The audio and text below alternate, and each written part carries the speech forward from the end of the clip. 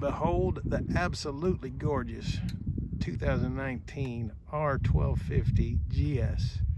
Hey y'all, it's the Jed. We've got a treat today. We are going to go to West Valley BMW, where the good folks there have agreed to let me demo ride a R1250GS. So we'll be able to do a little bit of a compare and contrast with this beast. That, of course, is my 2017 R1200GS Adventure. It won't be apples to apples, I guess, because we'll be on just a regular GS, not an Adventure, but it'll be a good opportunity to sort of do a back-to-back comparison of the R1200 with the R1250 and that new shift cam. So come along for the ride. We're going to have some fun. Well, it's been another busy week, and thank goodness it's Friday. It's good to be back on the bike. I was actually hoping to take off this weekend for a little trip up to Lake Tahoe for a few days of riding, but I'm just too busy to do it, too busy to get away, which is a bummer, but that's the break sometime. Had a little bit of work to do on my bike this week, which I did. I was suspicious that my battery was going, so I ordered a new one from Amazon, which came in a day, and got that installed and everything seems to be in order. I ordered a Yuasa AGM battery, which turned out to be the exact make and model that was in this, that was about 4 years old. My only suspicion that the original one was going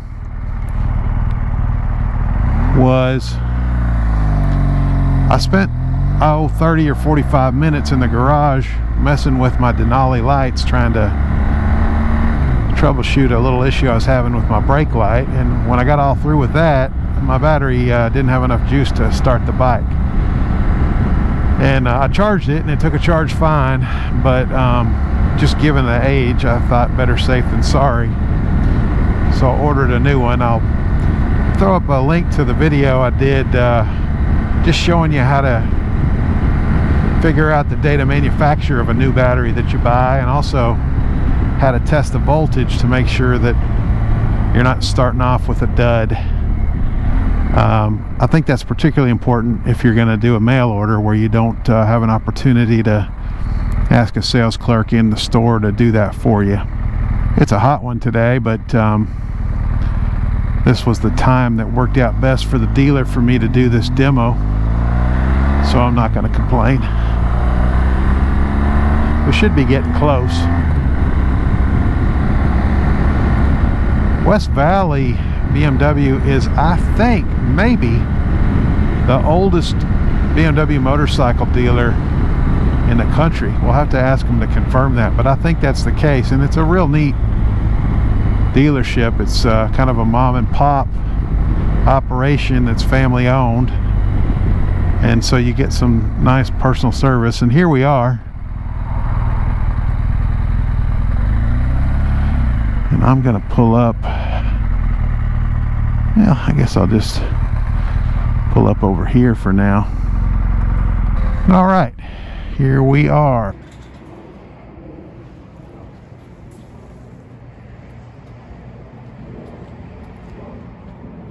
Let's take a quick look at this gorgeous 2019 R1250GS with the exclusive package. It's in a really pretty black with yellow accents. Comes with cylinder head protectors, valve cover protectors, and with the rack system for the BMW aluminum panniers. Gold colored brake calipers, fog lights,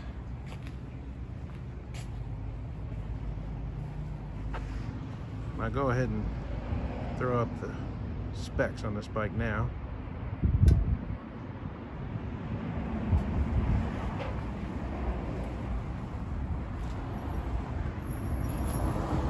Really pretty bike. I'm anxious to give it a ride.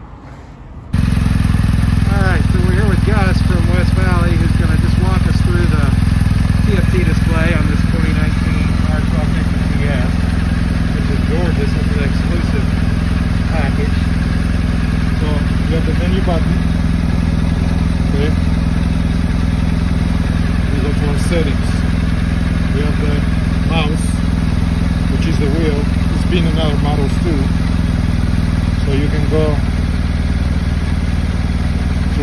settings.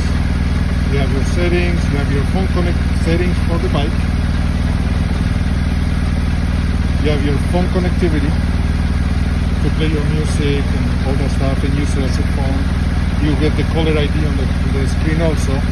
You can also control just the music with it. That's your GPS settings. This is the information of the motorcycle, right? So if we go back to settings,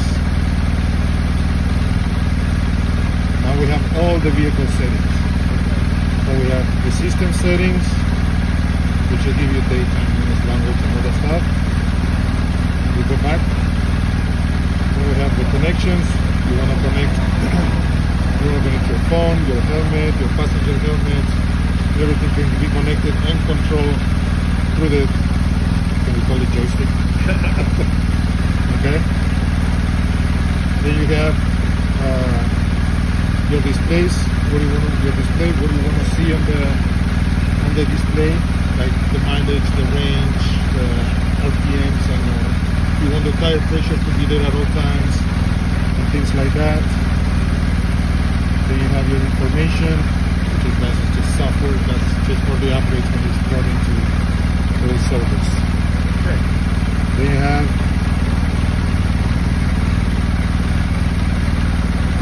there's no headset connected. Then you have your vehicle information, which gives you everything. You can actually see, you can run it like this actually. Well, you won't have the speedometer, you won't have the RPM, but you have your engine temperature. Once you start running, you have the oil, you have your tire pressures, batteries at all times, you have your range, so it's front and rear. It actually looks like you do have our MPH miles per hour at the top. At the top, RPMs I said. Oh, okay. Yeah, RPMs you won't have them.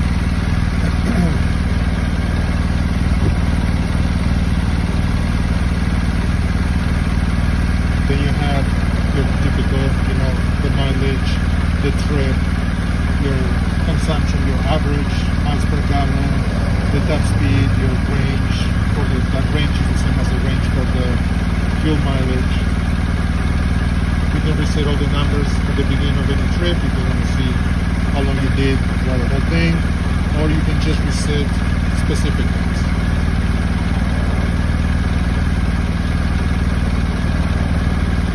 So the way the wheel works is when you have the different menus.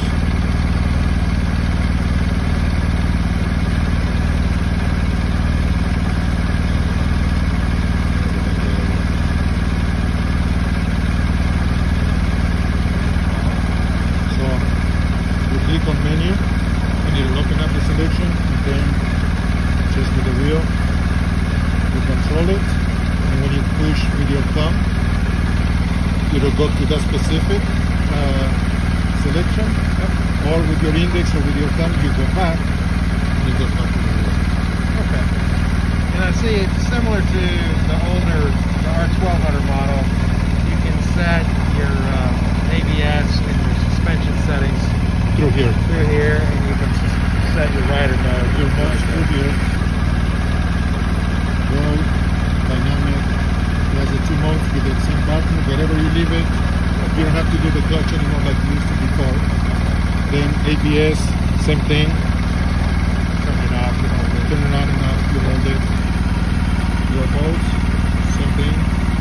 Dynamic, enduro, rain, road. If I want to just get the screen now back to this sort of, there we go. You click the menu on the top. Okay, perfect. So when you look at it, you see the symbol right there, that kind of like B with long legs. Yep. You have the same thing on the bottom over here. So when you click that, so you want to see things, you want to see your options, you click that, which is the bottom one. Got it. Then to go back is the opposite. You click up, and it goes back to your home screen. Perfect. Hey, I really appreciate it. Thanks a lot. All right.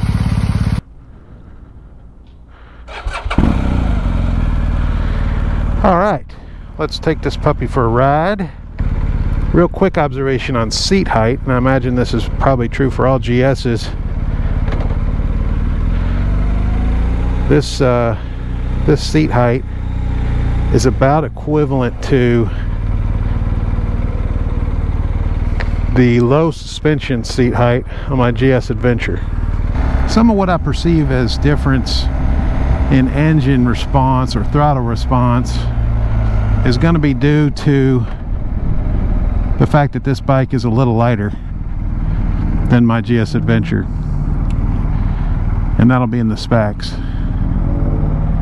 However, just in that first quick acceleration out of the parking lot, I can tell you this feels a little snappier at low end.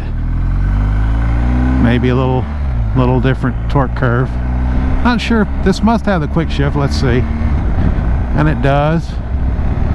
That feels about the same.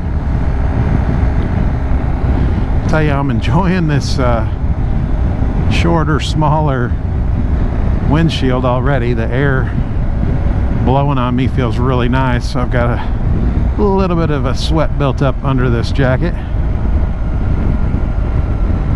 It's probably low 90s outside. There is a check engine light on this dashboard, on this TFT display. Not sure why, but we'll ask about that. I'm confident in West Valley BMW that the bike is in good running order. This bike has a few hundred miles on it. It's a demo.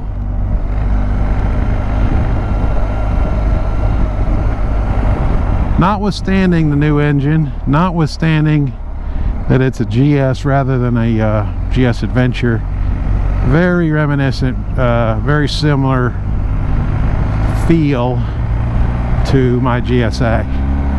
I'll wait till we are in some open road to give you some real feedback on the engine and the response. Let's talk a little bit about the new 1250 shift cam. Big differences from the 1200 obviously are displacement, but more importantly, about 10 more horsepower at the same RPM. So I believe it's 125 at 7,500 RPM on the GS Adventure, and it's 136 on this bike. I believe it's 125 horsepower at 7,500 RPM on the R1200, and it's 136 at that same horsepower on this R1250. Similarly, the R1200 peaks out at 92 foot-pounds, while the R1250 is around 10 more foot-pounds than that. I'll get you the exact specs on screen, and I think you get it a little earlier in the power band than you do on the R1200. What we're going to do is we're going to get through this the city traffic, city roads, and we'll get up into the canyons and do a proper demo. I want to point out too, this should not be considered a review. A, because I'm only going to be on this bike for at most say 25, 30, 40 miles,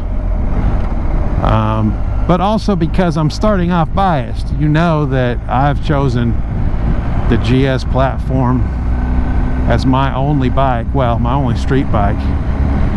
So I start off predisposed to liking this bike, and I can tell you on top of everything else, this color scheme is absolutely gorgeous. TFT display is reading 100 degrees Fahrenheit right now. Believe it or not, I am not uncomfortable in my Motoport jacket and pants. They look heavy and thick because they are. They're super protective. However, they are a mesh material that flows air really, really well. So as long as I'm moving, particularly if I'm sweating, I am being cooled off nicely. Now, In theory, that works to around 94, 95 degrees, which I think is kind of what your skin temperature is. Above that temperature, you are being dehydrated, and you need to be careful to rehydrate yourself.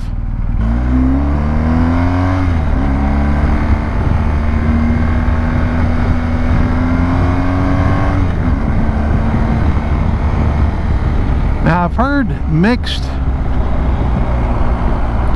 depictions of whether this engine is quieter, louder, smoother, not as smooth as the R1200. To me, it's a little bit louder. I definitely feel like I hear it better, and I'm sitting inside a full face helmet with in-ear molded plugs, but it definitely makes itself known. I have also heard from Kenny, who rides an RT with this engine, that you definitely feel that shift cam shifting from low to high, or from the smaller lobe to the bigger lobe under throttle. I have not been able to note it or detect it yet, but I've not revved the engine particularly high. So again, maybe we'll get a chance to detect that when we are in the canyons a bit. For those of you unfamiliar with the GS's, that big black corner of a rectangle above the TFT display is where your BMW Navigator unit plugs in. It's made by Garmin. It's either beloved or hated, depending on who you ask. I use one in mine, and I enjoy it. Okay, definitely quicker acceleration on this bike. Really nice, actually. I was not aware what a difference that is, but you definitely feel that power across the torque curve on this bike in a way that you don't quite get on the R1200.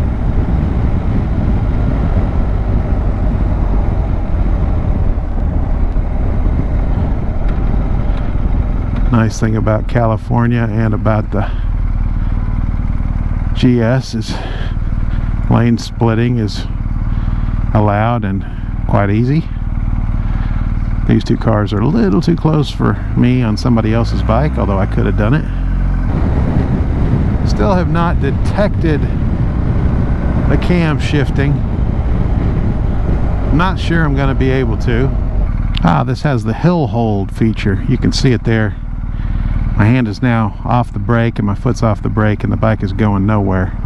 That is a nice feature. Mine does not have that. I think it was an option in 2017. That works really nicely. A couple more observations, really just GS Adventure versus GS. This feels a little like a sport bike to me after being on the GS Adventure, and I know that's silly because this is a big beast too, but the tank is just narrow enough, and I guess I've got pullback risers on mine versus just the stock risers that I just feel a little sportier on this bike, as silly as that sounds. I always hate being behind that guy.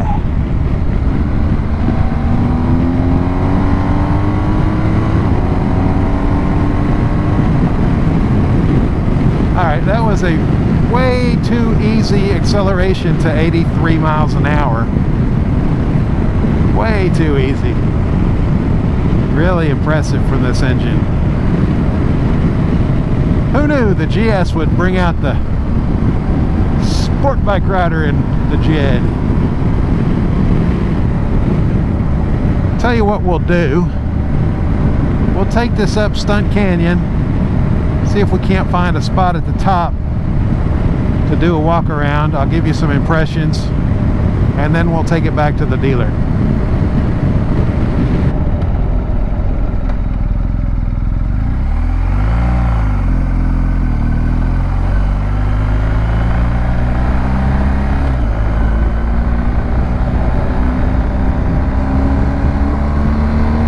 This is a nice, fun road. That sign says curvy road next 4 miles, which is music to my ears and probably yours too when you see it. I'm always bragging about how nimble the GS Adventure is. This is even more so. And when you couple it with this engine, it really makes you want to go for a spirited ride.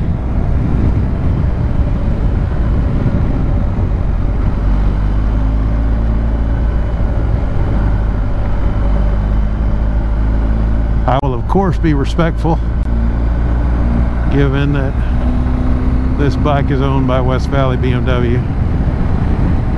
This bike is equipped with the stock Anarchy 3 tires, which are notoriously moany tires.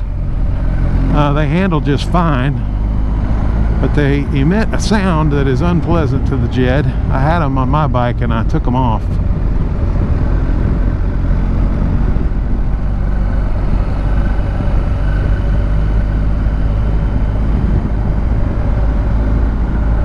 If this were my bike, I would be sorely tempted to reduce the level of traction control, which the more I'm riding these bikes, the more I'm beginning to sense limiting my throttle response coming out of tight turns. But again, I'm more than happy to keep it safe. Let's get around this fella.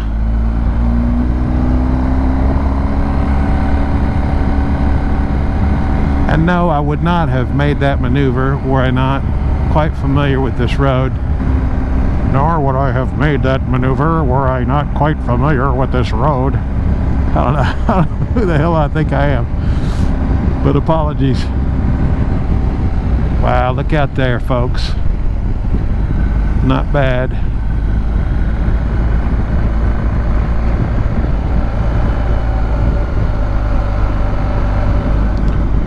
The old Chrysler Sebring convertible in front of us, doing a head snapping 36 miles an hour.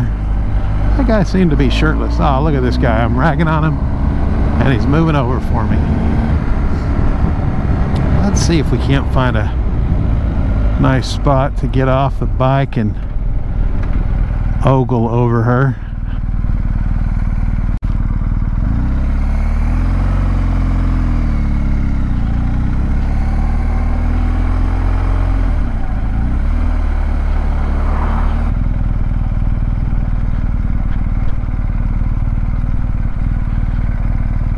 That looks nice.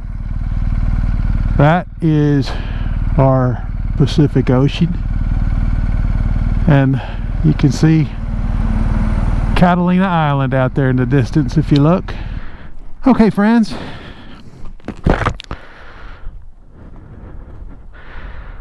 we're going to switch to the phone camera here.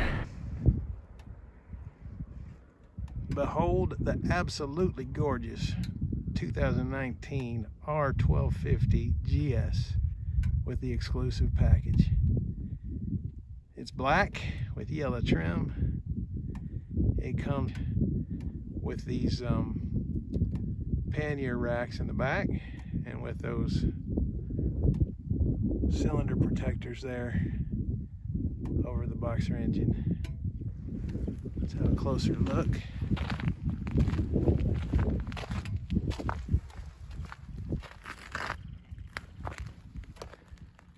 Familiar controls to anyone who's already familiar with the way BMW does stuff. There's that TFT display. There's your exclusive badging. Black finish on the engine, black rims, gold calipers. Those are those new Hayes calipers. Black fork legs.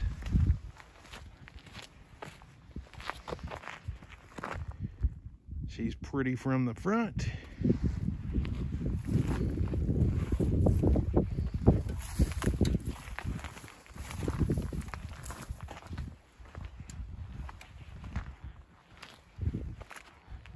And she happens to be perched